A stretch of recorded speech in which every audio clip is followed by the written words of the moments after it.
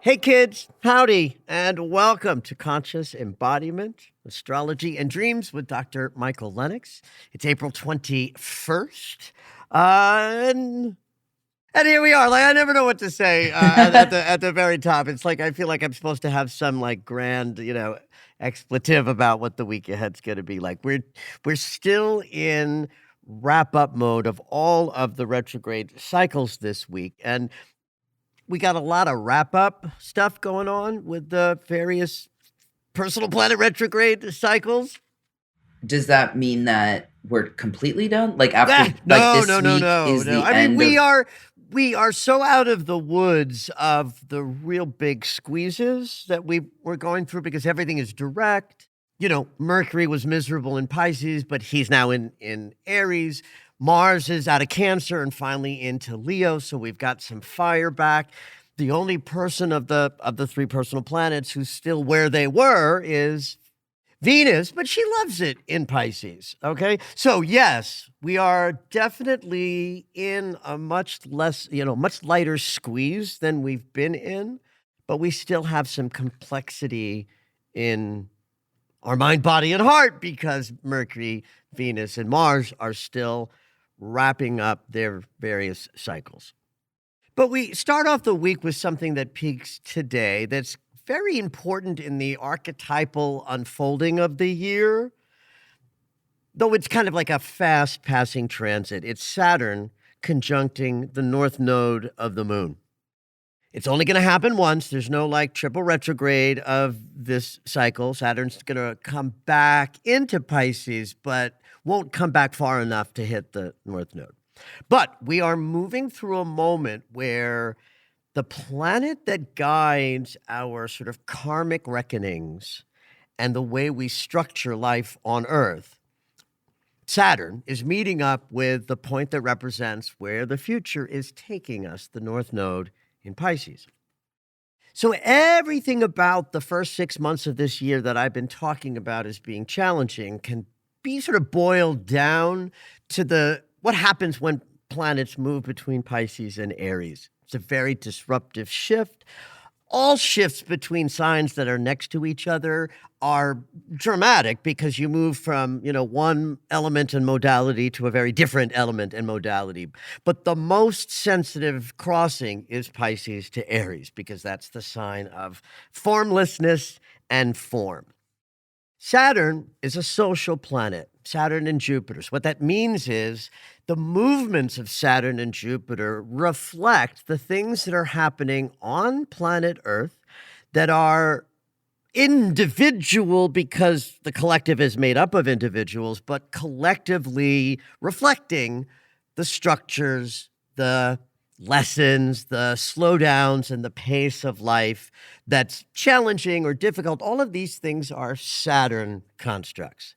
Now, Jupiter gives us the expansion and the abundance and the joy that we get to have on top of the structures that we build, but Saturn is that structure maker. The North Node is that collective point that holds where we are all going, with every individual on the planet sort of separately dialing in to the North Node. And if all 7 billion of us are all dialing into the North Node, that's what makes the North Node and the South Node a collective point. Yes, the energy of this peak and a few weeks behind it and maybe a week in front of it, the transit's generating a wave of energy that's about lining up our sense of duty, responsibility, discipline, and focus connected to the vision that we all are carrying for ourselves at the individual level, right? So that's the energetic reflection is this third week of April, and maybe we could even say the whole month, is causing us all to feel some kind of way as we face the things we have to do to get forward into the future. Like, even if that thing that you have to do is recognize life on life's terms and realize, that the world is on fire and falling apart and World War III is starting, and we all have to find a way to meet that at a responsible level. Not sticking your head in the sand, not escaping so much that you miss the juicy, thing that's happening in the world of reality. And so we benefit from a transit like this because it allows us to move forward visionarily, sort of clear about what we're building and how important it all is. From an archetypal perspective, since this is the only meeting of Saturn and the North Node, the message is like, this is the moment to make sure that you have all of your spiritual ducks in a row, that you are living your life day to day as if you are in partnership with the divine, in partnership with your own unconscious, so you're not tripping on shit that you didn't pay attention to last week. Saturn responds to the efforts that we put in to do the right thing, to face the responsibilities. And so this is a marker moment where I can sort of say to you guys, everything that I've been talking about of how we have to shore up how we live in our bodies so that we're operating at the highest level that we can. And the triple retrogrades really have been helping us do that. We're not quite done, but we're complete with the sort of psychic surgical parts of all of that shift and change. And this marker moment of Saturn and the North Node says, here's the shit or get off the pot moment, or like the last stop before you get on the freeway to get gas and use the bathroom, because we're off to the races from here on out. And this is the moment that says, like it or not, time to jump.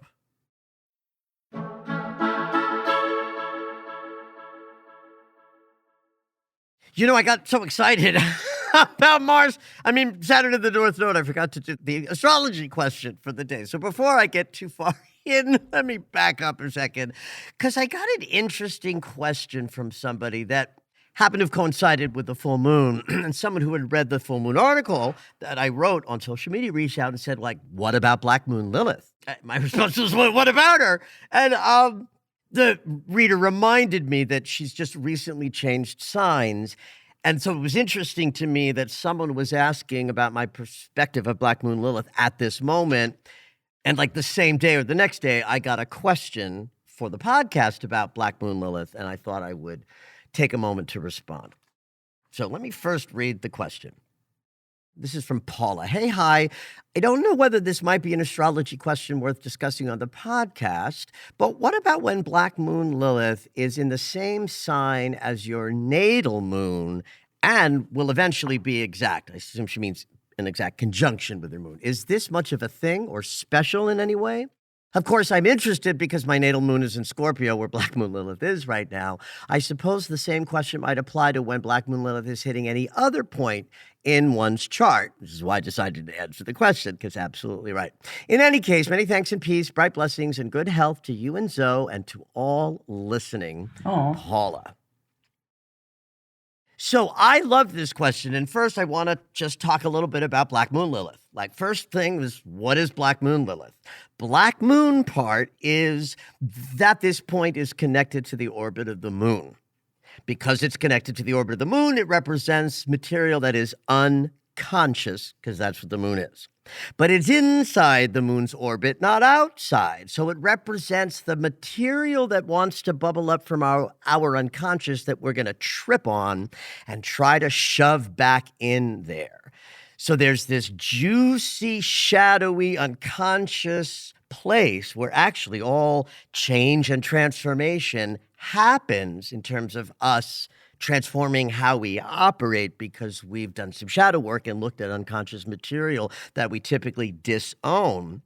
By doing so, we become more integrated, and that act is not, well, yeah, that act and that notion is represented by this unconscious point that's very sort of close to our inner workings. Lilith was added to this moniker at some point by Western astrology, and I have no idea why. I've even tried to look it up, and I've never found any, I haven't found the moment why they did that or when or how Western astrology decided to attach the avatar of Lilith, the first woman created in equal stead with Adam in the goddess-worshipping Canaanite mythology that was part and parcel to the Jewish experience for the first 4 centuries, where the Canaanites and the Israelites sort of both played around together. Lilith was discarded by the patriarchy in 400, BC, or whenever it was that the Jews, got together in Babylon and created the New Testament, or the Old Testament that we know today. And they were like, let's get rid of that sovereign, powerful feminine, and we'll favor the Israelites, subservient version of Eve, right? So Lilith is about the power of sexuality, the idea that the feminine principle is not just creative, but also destructive. So Black Moon Lilith, when it enters a new sign, tells us the timbre of shadow work and what it's going to feel like to face our unconscious material that's bubbling up from the surface. And in Scorpio, it's intense. It's about change and transformation at the deepest level. This is where my natal Black Moon Lilith is. So it's no surprise that I'm attracted to shadow work because of that. So when Black Moon Lilith ingresses, the first thing I'm going to do in any kind of a teaching way is to point you towards the house in your chart ruled by Scorpio and any planets and points in Scorpio that Black Moon Lilith is going to conjunct over the year ahead, or the 9 months that she stays in a sign. So yes, it counts. Like to Paula's question, any planet or point in Scorpio is going to have some visit from the shadow during the time that the transit is exact. But how it plays out isn't something that I can sort of guarantee astrologically in the way that I can describe other kinds of transits. When Black Moon Lilith was in Libra, which is the sign where my Mars and my Moon are, I'm not remembering exactly, was it my Moon or my Mars? But you remember the fires. Remember the fire? That was one of the craziest moments, like in my experience in Los Angeles, right? It was a crazy time. And Black Moon Lilith was crossing over my Mars. But there's millions of people who live here in LA. They didn't all have Mars in Libra, right? So I don't know what to say to you as an astrologer, how the conjunction will play out.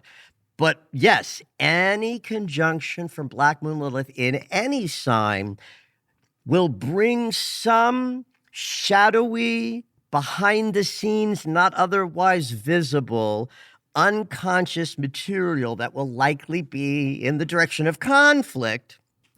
And I suppose the benefit of knowing this and clocking it when it occurs is that if you're made aware that something is going to pass through your experience that's going to require some diligence and some patience and some self-compassion because, deep feelings or conflicts are going to be kicked up, helping you incorporate things you would otherwise not want to look at, that's what you can expect during a Black Moon Lilith conjunction.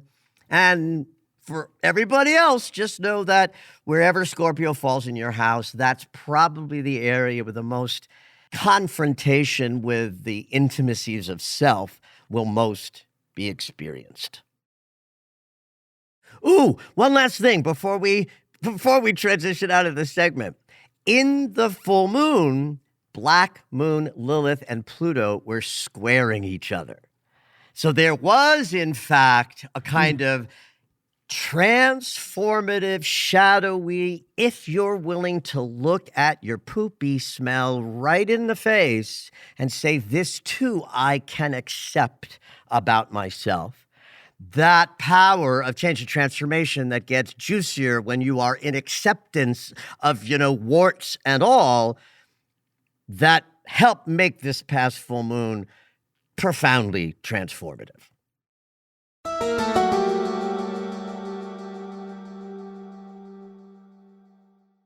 So it's a big week for Venus wrapping up 2 elements of her retrograde cycle.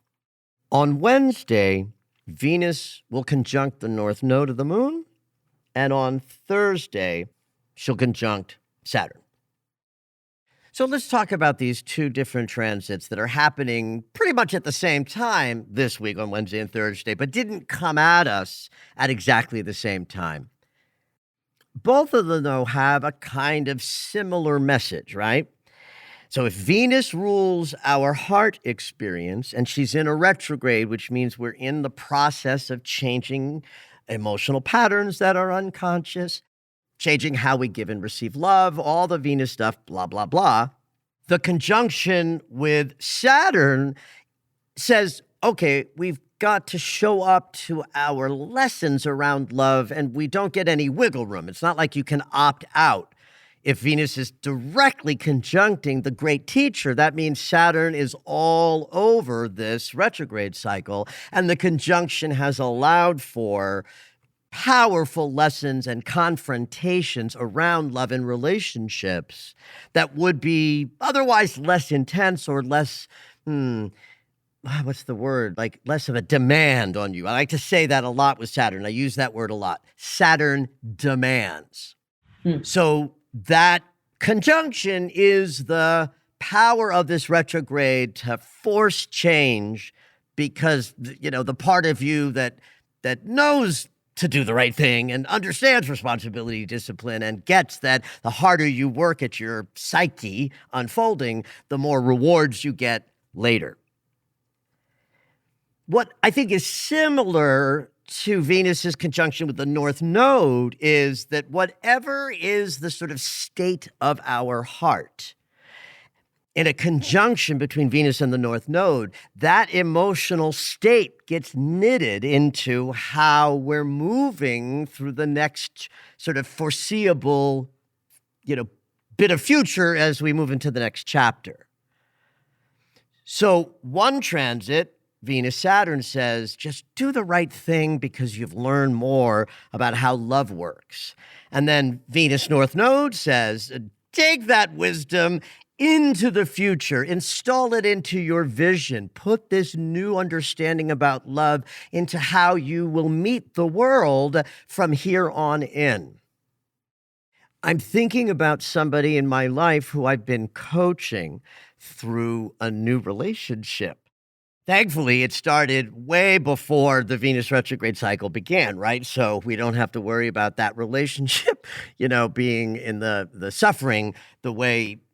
If you start a relationship in a Venus retrograde, it is possible, not likely, but it's possible that when Venus goes direct, you're like, what?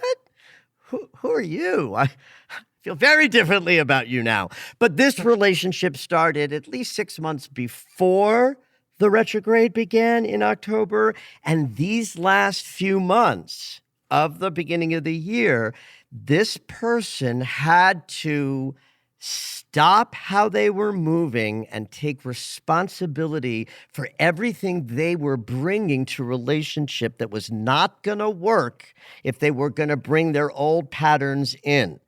Venus, Saturn. Venus North Node said, to me at any rate, this relationship can continue successfully, but only if you stand still, let things unfold, be uncomfortable while they're unfolding so that you're not bringing your old reactive patterning into behavior. He did this, and they have enjoyed a beautiful, move forward in the last couple of weeks. And so I share this story with you because everybody will have experienced some version of a lesson around the heart and a need to slow down enough to learn that lesson so that what we knit into our sort of slingshot into the future, Venus North Node, has our wisdom with it. So here are the dates to take a look back at. The lesson consciousness, Venus conjunct Saturn, was January 18th, April 7th, and Thursday. So you would specifically be looking for moments of delay, slowdown, breakdown, challenge, confrontation around matters of love, intimacy, regulating your emotional body, and finances. You can call the other transit we're looking at, Venus North Node, as we'll call it the moment of connection, the moment of forward movement. When any planet conjuncts the North Node, we're often connecting with people because the nodes are a collective point. So that's why I say look for connection moments or vision moments where you've got wisdom in your emotional body about what you want to create or where you want to go next. Those dates were February 1st, April 1st, and Wednesday, April 23rd. When you glance back, you want to look at a couple of days, not just the day of, but, day before and after. Be loose about it. And like I always say, too, it should grab you, right? If you have to look too hard, you might be being too clever. Don't overlook. It's one of the things that I notice a lot about some people in astrology is they get very sort of excited about like the details, but you can lose the point if you're crunching your head trying to figure out what dates led to what. Yeah. When I say there might be a connection, astrology says that it's like a significant narrative might be playing out. And if it's not, it's probably just the bits of wisdom when they hit. So don't look too hard, but there might be a story unfolding. And if that's the case, you'll have better information about how to move through this week and understand that as we move through Wednesday and Thursday, we are putting what we've learned into a sense of where we're going next. Though she still has to, move into Aries and complete her wrap up. This moment is her major activity in the sign of Pisces. So in some ways, this week wraps up what I would call the juicy, valuable nugget of Venus teaching us how to rewire our emotional bodies such that we have better experiences of giving and receiving love from here on out.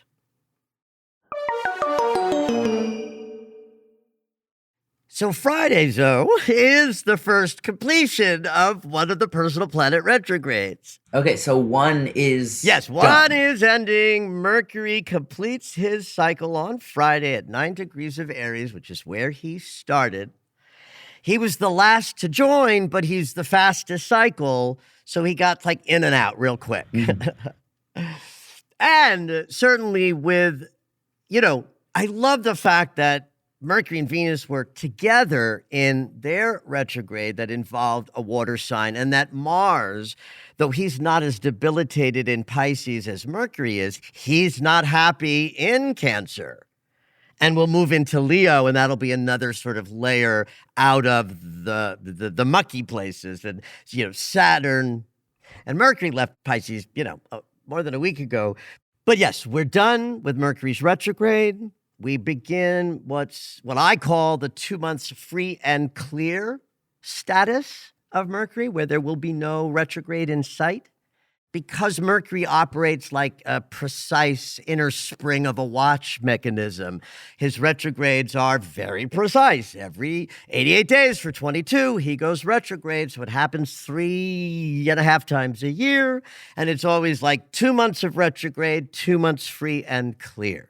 So for anybody who runs a life where planning and events and movement are key, you can trust that you can, plan things, send out invites, and, manage all your communication without the guarantee of a delay and a breakdown.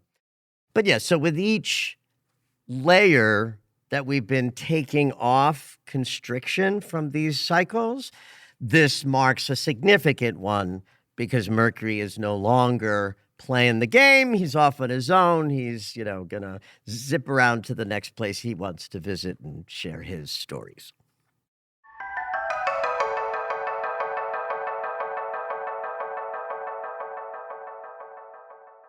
Now, I think it's going to be quite a weekend, right? So the week is complex with things wrapping up.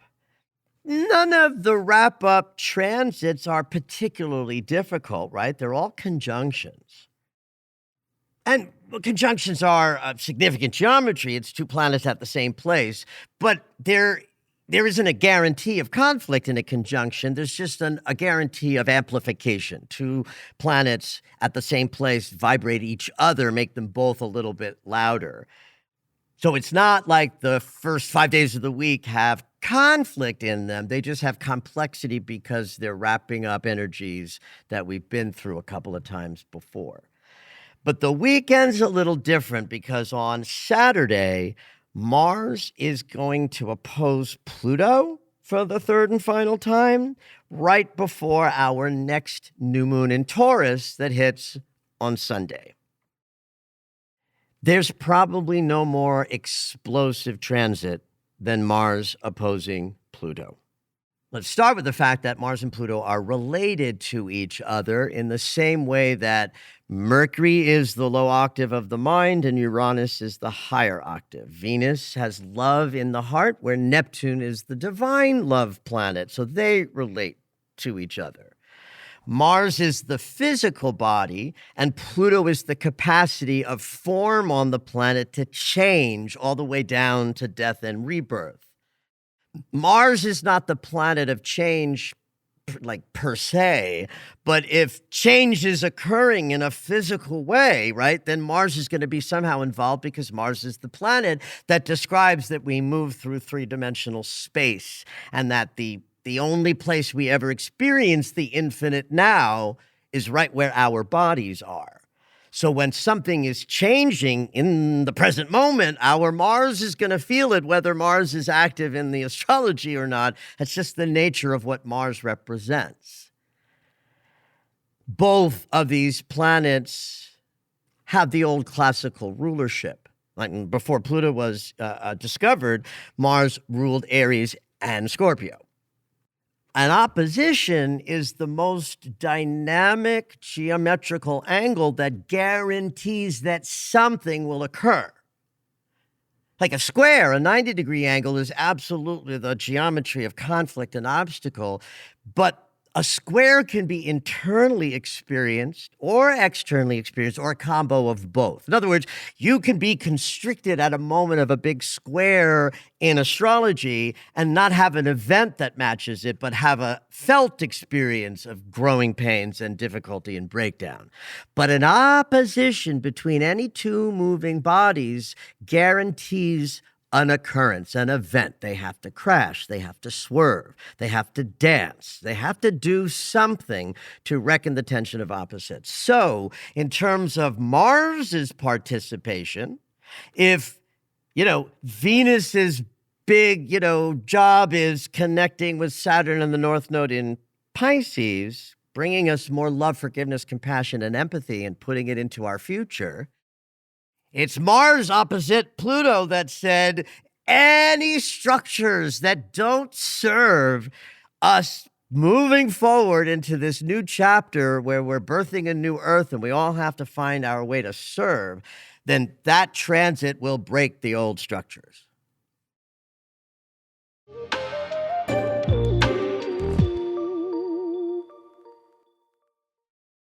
The first time that Mars opposed Pluto was November 3rd. So right at the beginning of Mars in his retrograde shadow, while still in Cancer and while Pluto was still in Capricorn, they opposed each other.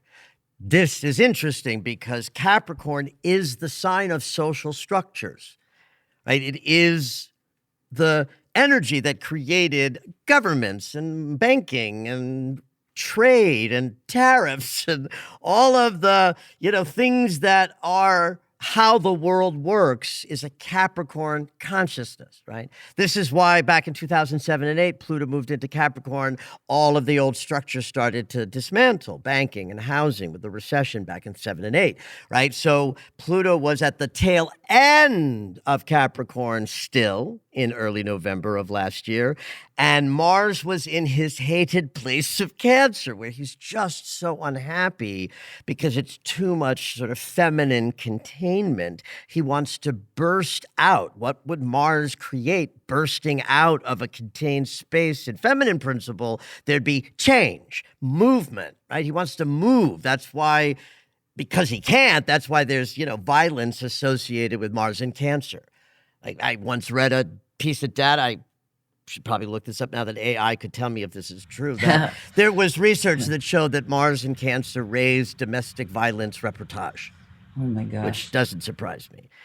So you've got Mars in the sign of exploded, I got to change this dynamic and get the fuck out of here, opposing the Lord of the Underworld, holding space. And both of these are the 30th degree, the anaretic degree, the mastery degree. So if Mars is the personal planet at the mastery degree of self-care and how we contain ourselves, opposing the Lord of the Underworld, holding the mastery degree of here's the structure of the old earth, now blow it up. So some personal version of that happened for all of us in early November, right? We might not all be personally lining up with the amount of change that the planet is expressing, and the United States of America certainly is expressing. But the collective tells us if it's happening out there, it's happening in here too. So look back to early November just to see what was breaking down, what was showing you it needed to change, what was hinting at more to come. And you might have some, clues about what might be happening now based on what began back around November 3rd. Right at the beginning of the year, on January 3rd, Pluto had moved into Aquarius. Mars had moved into Leo. He was still in his retrograde shadow, meaning he hadn't turned around yet. But now he's in a completely different sign, and so is Pluto. Pluto has said, okay, you got the marching orders that we were destroying the old landscape, which he's been helping us in earnest since 7 and 8. Now we're going to create the age of Aquarius. Now we're going to create a world where there's peace for humanity and everyone is cared for. He didn't say this, I am. It's a long haul, kids. Many of us will be dead by the time this occurs, but we still have to do our part now. Yeah. We got to plant some trees we won't sit under the shade of. But that second opposition on January 3rd had a completely different timbre and sensation to it, because now the planet of the physical body, Mars, is in fiery Leo. Let's center self. Let's be in leadership. Let's go front and center, because we're ready to face the changes that have to come with the new age that we're desperately attempting to create. So look back to the beginning of the year and just assess what was intense, what was changing, what was on fire, how did you see yourself moving through the rest of the year? All of the retrogrades might have put lots of delays in all of our plans for the year, but at the top of the year, we weren't aware of the delays. The new presidency hadn't started in the United States yet, so we weren't quite... the month of January was pretty rough because at the end of January, Saturn and Pluto semi-squared each other, and we all remember what was building in January. But it's an interesting storyline to look back at November 3rd and then January 3rd. So Saturday, when this happens for the third and final time, they're both back where they were. In other words, Mars is in Leo again because last week he moved out of Cancer and into Leo. That was another wonderful sort of layering off of yucky constriction, especially of the emotional kind, and anger was a little overwhelming. And so he's moved far enough into Leo on Saturday to be at 3 degrees. So this is the third opposition. Now, because it comes part and parcel to a new moon, and the transit is exact, like less than 24 hours before the full moon hits on Sunday, it's all contained together in a rock'em sock'em Saturday and Sunday, where part of the experience of your weekend, besides setting intentions, which we'll talk about in the last segment in just a minute, we also want to make sure that whatever, I'll just say it this way, whatever big shit happens on Saturday and Sunday, that you are perceiving and unpacking it through the lens of a narrative that began back in the fall, that took us to another permutation in January and is wrapping up with this new moon where we get to set new intentions based on everything that we've been learning. One last thing I want to say about these dates. These dates spend some time. If you look back and it's easy, yay, you're ahead of the curve. If you glance back and you're like, I'm not sure I see anything, look again. Just think about this one more. Right? I don't care as much with Venus and retrogrades, because Venus and Venus retrogrades, because if it's a mental pattern or an emotional pattern, you will know it because it will rise up, right? It'll be stuck with you a little bit. And so that's why if you don't see something, it's like, let it go. But Mars is about the physical body and behavior. There's no amorphousness of how you feel or how you think, which might make a Venus and Mercury retrograde experience very distinct person to person. Just look back to the early November, early January and make a determination about what in your walk has changed significantly since last October that then will allow you to put new, more loving and grounded intentions for what you desire and funnel them right into the new moon in Taurus that hits on Sunday.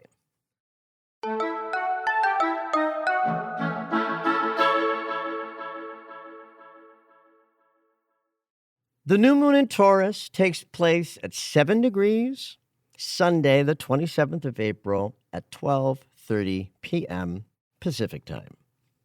Taurus is ruled by Venus and is an earth sign that's like fixed. It's a fixed earth sign. Fixed means stable, steady, and stubborn. Taurus is the archetype that invented stubbornness. And so that's a human quality, but you can understand stubbornness from the perspective of Venus-ruled fixed earth. Venus is my heart. This is how I feel. How I feel is important. Earth means I'm grounded, and fixed means I ain't moving. Right. Like the bull that sits steadfast and steady, knows its own strength, understands it has power. It does not have to flex to be known.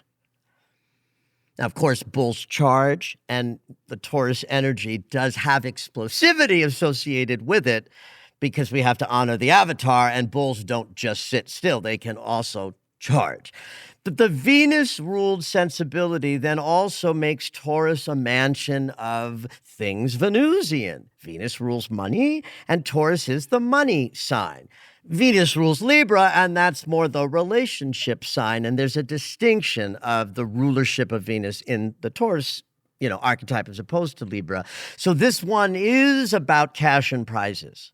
What do you want? What do you want more of? How do you want life to reward you? As the second sign of the zodiac, Taurus created the consciousness of the second house, which is the house of money, reward, and values. So values becomes an important part of this as well. Value and values. what we value in a literal way and how we value living and life and other people. How do we run our lives in terms of what we value? I love the fact that in the unfolding of the astrological new year, that when we get shot out of the cannon at the beginning with Aries that only knows how to start things up, and that's it. Like Aries can't complete a fucking thing. But the very next sign that comes is grounded, earthy Taurus, who says, I know your passion, Aries. Let's ground those desires into the earth where she will lovingly steward what you desire into something that can like take root and grow. Yeah. So think about that in terms of the intentions you're setting. Look, of course, to the Taurus house in your natal chart and understand anything that relates geometrically to 7 degrees of Taurus will be impacted directly in this new moon. But mostly I want to talk about this new moon as being kind of the moment when the personal planet retrograde experience is almost, and I have to say that in parentheses, over. Like Mars has finished his last big triple transit with the opposition of Pluto, and in a couple of days, he finishes his cycle completely, which we will talk about in next week's podcast. As we also talked about, Mercury is done, right? Now, I say almost because Venus is not done with her retrograde cycle, and she hasn't even moved into Aries yet. So we still have a lot to talk about with our experience of love and emotional body stuff as she wraps up her cycle. So if you make, allowances for Venus ain't quite done, to me, this new moon is where we get to say, oh God, thank God that's over. Who am I now? What do I value now? And if you look back to what you would have valued in like summer and early autumn last year and it ain't different, then I don't know what planet you're living on, because we've all been taken through the ringer, mind, heart, and body, to change how we're walking through our lives. And it should have resulted in a sense of like where you want to go next, how you want to serve, an acceptance of the fires on the planet and the world war that we're in, knowing I can help.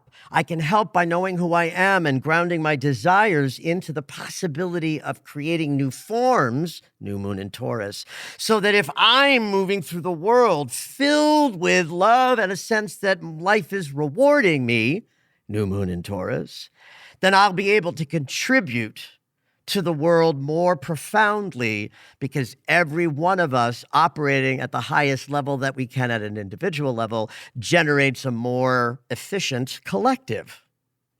That opposition between Mars and Pluto, that's part of this new moon, is T-squared by the new moon. That means the sun and the moon are squaring Pluto, and the sun and the moon are squaring Mars. That makes, first of all, it makes the weekend a little intense, right? There could be a lot of explosive, conflicts just in your day-to-day life. There might be some explosivity on the world stage. But in terms of honoring a new moon and setting intentions, this is why I've been so sort of, strident about how powerful the changes have been.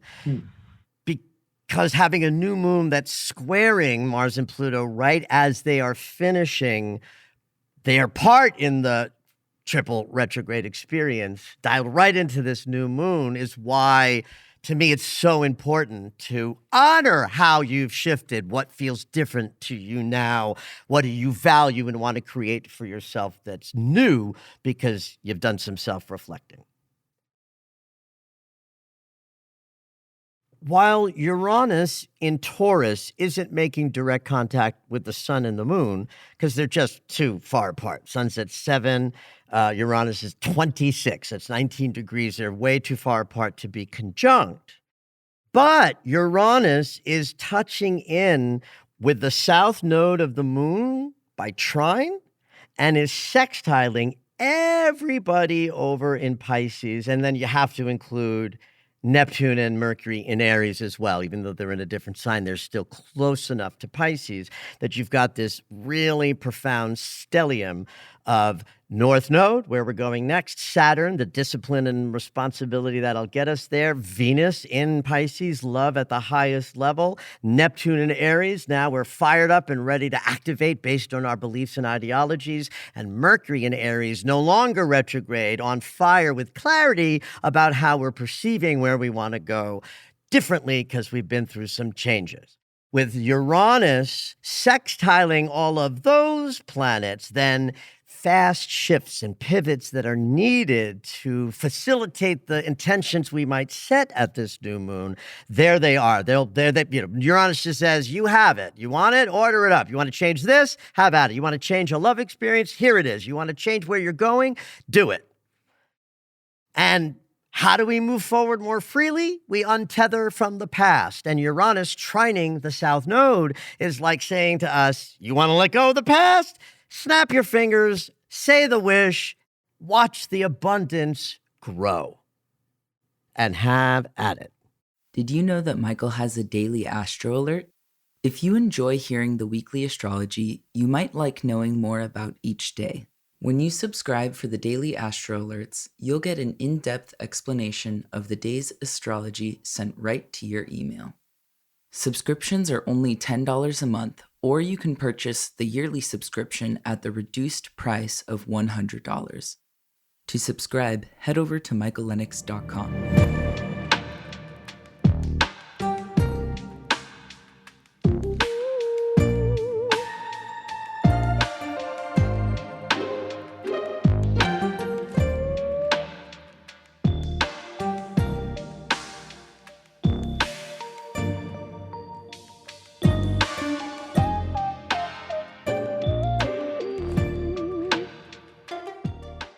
All right, it's dream segment time. Every week, Dr. Michael will interpret dreams that are sent in via email or take a live caller. If you would like your dream interpreted on the podcast, you can go ahead and email us at dreams@michaellennox.com. Hopefully your dream will make it onto the show. Today we have a call-in dreamer, and Jen is calling from San Diego. Hey Jen, what you dreaming? Hi, thanks so much for having me on. I think one of the things that I wanted to start this off with is just saying that, I'm a scientist. I train a lot of machine learning models in drug discovery. And so the nuance and care that is brought through this podcast with discussing astrology and dreams is something that I really appreciate. I also, I love that. Yes, that's actually how I found astrology, was through, kind of the original data science I love that. of looking at correlations and everything that's interconnected. Well, I love that. I call myself half scientist, half mystic. And it's kind of for people like you that I am out there in the world that way, because the woo-woo people know what I'm talking about, and the scientific people respond to how I'm presenting it, because I don't dive off into the world of the woo-woo too much. So thank you for validating that. And the data set in astrology is outrageous. And as a scientist, I'll let you know that in the world of the psychological literature, there is a fair amount of astrological studies, and 50% of them show correlation and causality. 50% show non-causation or so it's a 50-50 thing. It depends on how the study is structured. Yeah, it's always how it goes, right? Yeah. So tell us about your dream. Dream. I'm excited for the scientists. Yeah. So two things that I think are important to kind of give the context is, one is I've been going to weekly meditation classes. And then the other thing is that I'm a power lifter and I do strength sports. So that will be relevant later. Okay. And so here's what happened in the dream. So it opens up and I'm sitting in an all women's meditation group. Oh. And we're almost in a cabin setting. So it's like a large roomy cabin. And, it's very comfortable, kind of, you can kind of sense that there's, plants and ivy off in the distance, lots of pillows. We're all just sort of there as a group. And so it's really unclear how many people there are, but it feels really comforting. And so we find ourselves, in kind of a alcove off to a side room. And there's almost like a, altar or table or something where it's like a charcuterie of herbs. Ooh. And it prominently features mushrooms that I know in the dream that they're magic mushrooms, but that is not how they look like in real life. They're almost like the cartoon luminous red and white spots, right? So wait a minute. So it's a cartoony Yeah. image, but there one of the prominent mushrooms that has psychotropic effects is red and white. It's a red mushroom with white, like big polka dots. Yeah. So I love that. Okay, keep going. Yeah. Yeah. And so, but I guess that's, it's not like the typical run, right, that you'd think about. And then for some reason, we light the whole display and it looks sort of like a charcoal fire. And we're, inhaling the smoke and we're kind of lounging next to this and having kind of a communal but separate experience. And the inhaling the smoke was valuable. Yeah. Okay. And then sometime later, we're kind of all gathered back together in that original room. And it feels like the evening is really winding down. So I kind of try to leave. And then someone kind of points out, well, you're not sober. So how could you drive? And as soon as they point that out, I realize, oh, wait, yeah, you're right. I'm definitely not sober. And so I just kind of settle in to relax with everyone else who's there. Fabulous. There's kind of like a scene change a little bit where we're almost back in the original room, but not quite. And so we're sitting in chairs now, and there are these kind of structures off to the side that look almost like metal statues, but also seem to kind of be boilers, like producing steam. And we're having a discussion about meditation. And for some reason, we've decided what's really necessary to kind of enter the next level is to introduce weightlifting belts. Huh.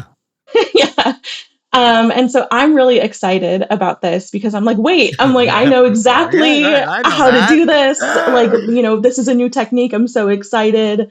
I can show you exactly, how to brace against the belt because, the idea, right, is you brace against the belt, you get extra intra-abdominal pressure, and now you have more stability and power. And so I kind of volunteer to be first. I'm like, let me do it. I'm so excited. I put on a white weightlifting belt that seems to be too big, but I pull it as tight as I can.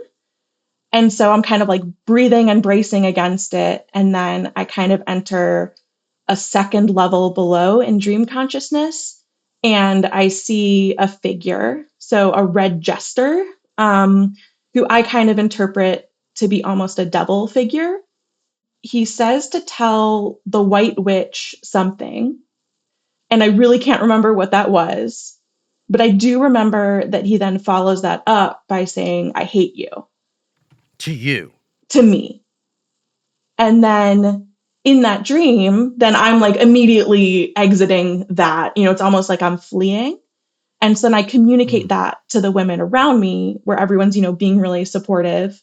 And then I'm really trying to find the white witch who's kind of the leader of the group. And I'm like, hey, no, like this just happened. And then I fully wake up. I love this dream. I still remember, I did CrossFit in my 50s, not that long ago. I was throwing barbells around, and I'll never forget the first day chasing a PR on deadlifts where the coach was like, okay, now you need this. Because I was going up to a higher, and what a difference it makes, right? So that's a lovely sort of finish to the dream that you get the tool that's going to increase the strength, and we're going to call this the strength of your connection, your meditative ability to let go of the mind and lean into the connection, right? So we start with that. It's a very literal theme because you're sharing with us before the dream that meditation is something you're taking on and that you're in a meditative group. So the dream says we're in your consciousness of the most receptivity possible. That's what strikes me about like the cabin setting is off in the woods and natural. It's very separate from daily life and urban living, right? So that means we're in sacred space. So in this sacred space, this consciousness of Jen is expanding her musculature of connecting to, the divine. There's this, I love the alcove piece, right? Because alcove is not disconnected from the message of the room, but it is set apart. What that tells me is that there's something you are being called to understand that's not in the center of the consciousness of meditating, but like a place to sort of get more, to get deeper, to go below. Partly because that's what happens, right? We know that the alcove is for something specific. And this is where you introduce the idea of quite literally plant medicine. Now, I get that you see these mushrooms in your dream as not looking like regular mushrooms because it sounds like they were very cartoonish. But it is interesting to me that there is a red and white spotted mushroom out in the wilds that is in fact a psychedelic mushroom. Either way, whether we're talking about cartoony mushrooms or like literal mushrooms that will give you a spiritual experience, that's what that scene in the dream is, right? And there's something interesting to me about the white and the red color because white and red features later in the dream. So that if we accept the idea that you are taking in a higher sort of consciousness jump, it's the inhaling the charcoal smoke that does it. For one thing, that reminds me of the literal use of plant medicine, some of which you must inhale as a smoke, right? So even just the ritual in the alcove tells me that this is a dream about going deeper into your connection. And I even like this. You keep saying charcoal. One of the qualities of charcoal is it has the capacity to draw and absorb toxins from environments. It's used both in natural settings and in the human body to absorb gunk. So that's yet another suggestion that if you get rid of some of your gunk, which I would call fear, doubt, self-loathing, injury, wound, sadness, etc., that the charcoal sensibility absorbs the toxicity and lets you have this experience that we know you had ipso facto.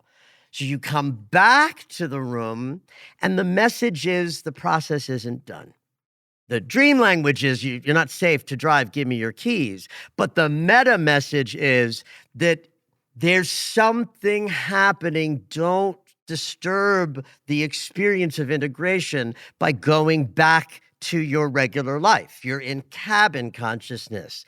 That's a world apart. The driving to me isn't like literally driving and you can't because you're impaired. It's don't drive through your life the way you used to. Don't go back to your old mechanisms of moving through the world, because that's what driving represents. Wait until you're ready to start driving around your world with this spiritual meditative consciousness with you. And that's when the dream suddenly starts to show you structures. The chair is a structure, right? First, it's pillows and just lounging around, not structured.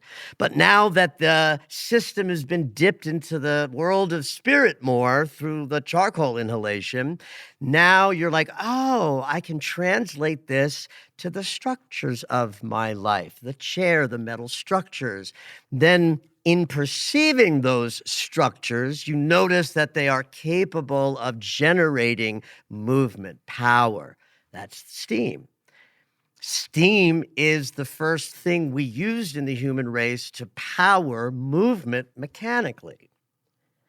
So, Ms. Scientist, right? So that's like, if I take in new structures that have this steam capacity, I'm going to be able to steam engine my way through life.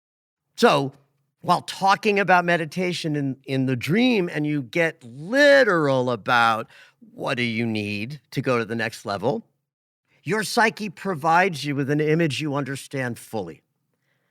This weight belt.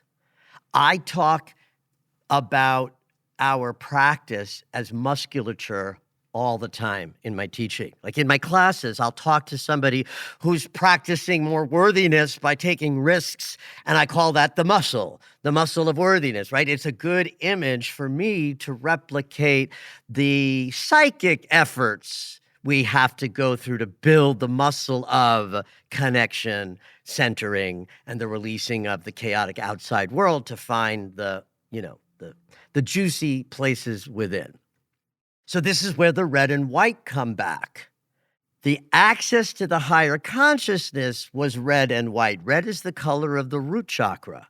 White is the color of all colors combined. So having red and white together is like have an integration experience as reflected by white light that is a blend of all colors, but also feel grounded, connected to your root chakra. All is well, all needs are met. Red. What happens at the end of the dream, though, is you divide these two colors into two archetypal consciousnesses, which right now is being expressed as light and shadow. White witch, higher consciousness is, yummy and light and white and beautiful. But your current relationship with that red color, the am I safe? Am I secure color, the root chakra color, the devil figure, and the I hate you is a good dream sort of description of, oh, there's some more work I have to do to get friendly with a part of me that I'm less familiar with. And so now I'll just go to the lifelong scientist who's learning meditation. That might be a big departure from an intellectual understanding of life that is typical of the scientific mind, and dropping down into a place where it's all chaos and symbol and meaning and energy. And so that to me is what's being expressed with this red-white divide. But the fact that the devil figure says two things, right? I hate you. That's, to me, reflecting the shadow work that still needs to be done, right? If we start loving the parts of us that we hate the most, which is the essence of shadow work, then we're cooking with gas with integration, right? If we keep the parts of ourselves that we don't like in the shadow and never pull them out and examine them, we suffer. So that, to me, I think is what is happening in this message of, I hate you, tell the white witch something. The tell the white witch something, to me, is the promise of integration that's to come, right? You don't know what he wanted to tell the white witch, right? No. But it was like you something. did want to find I her. wanted to find her and tell her whatever it was that he said, because I thought it was really important. So do you see how even that impulse, I need to find her to add what he offered? That's integration, right? You're not looking for the white witch to get away from the red jester. You're going to find the white witch to bring the message that the shadow, the red jester, the passion, the underbelly, the things that you have to be more friendly with. You're looking to bring that to the white witch. And that, to me, is the promise of the dream, is integration is at hand. And I would just sort of say then the meta message is, as I've been saying loudly for the last 9 months, if we don't have a connection to a spiritual practice, I don't know how you're going to get through the chaos of the current landscape on the planet. It's the only way I know of to face life on life's terms, but also feel some grace at what's unfolding, is when we find the center within, where we're not afraid of our own sort of fearful stuff in life, so that we'll be less afraid of the world changing dramatically right in front of our very eyes. And this dream, to me, tells me you're well on your way to that integration. What led you to wanting to take meditation classes? Um, well, I guess so. A couple of things. So one, I wanted to make a change like in myself. I wanted to not just react to things. I wanted to kind of give myself the space to sort of experience life. There are a lot of things that have been chaotic, including, work and, Mhm. how I'm interacting with the people around me. And I really just wanted to kind of use meditation to allow myself to like be connected, let myself Yeah. be part of something bigger and not just, be stuck and sort of, being mad about all of these things. That's right. So perfect. The white represents the higher ground, and the red represents the anger, the reactivity, the fear of the chaos. And so putting them together through your intention to meditate in order to put them together, the dream is showing you and us how that's going and that it's happening. Yeah. I had a question too. So I was looking at the dates of kind of when I sent this in, and I had this dream just a couple of days after the Virgo full moon eclipse. Does that energy like carry Perfect. forward Yes. those few days? Absolutely. Absolutely. First of all, it was an eclipse, which means it was transformative. It was a full moon, which means it was able to help us let go of stuff unconsciously that I would call resistance and fear and reactivity to the chaos. But more importantly, Virgo Pisces is the spirit flesh continuum. Virgo says, I animate this thing called your body and I make it capable of expressing life. And Pisces says, oh, I got life force to channel through the body. And so we experience the spiritual energy that animates us in the Pisces Virgo continuum. So having this dream after a sun in Pisces, moon in Virgo, full moon eclipse is, what do I have to release underneath the surface in order to have a greater integration of being somebody in a physical body who's animated by spirit? And the dream sort of just showed you just more of the integration, more meditation, be more aware of where fear is driving you.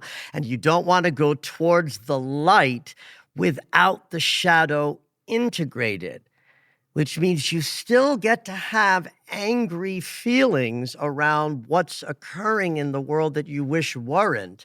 But when it's integrated and not reactive, then you can be a person who's a cause for change, to line what's happening up in the world, to live in the direction that you want change to occur. When we're too stuck in the reactivity, then we're just part of the destructiveness. So beautiful. Thank you so much Thank you so much for for your this dream. interpretation too. This is great. I think it's really fun to see like the things that I'm working on in my life be really reflected in this way. And I think I got, a Yeah. much deeper understanding about kind of this dream I couldn't stop thinking about. Yeah, well, I'd love that. And then dreams like that really want more attention. So thank you for giving it. Thank you for listening to Conscious Embodiment, Astrology and Dreams with Dr. Michael Lennox. You can find us on Apple Music, the iHeartRadio app, and anywhere you find your favorite shows. Head on over to michaellennox.com for information on astrology readings, the daily Astro Alert subscription, upcoming classes, and to join the mailing list.